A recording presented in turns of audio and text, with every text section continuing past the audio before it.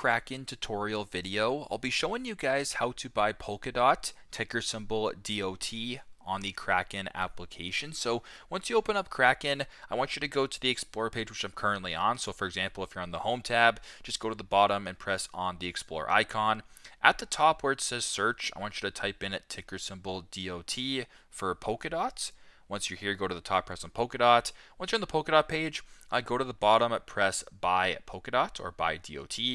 Type in the amount. So if you're here in Canada, the minimum amount you can purchase is $12.50. So I'll just do that for a demonstration. Once it's here and you want to proceed, press on the purple arrow on the right hand side.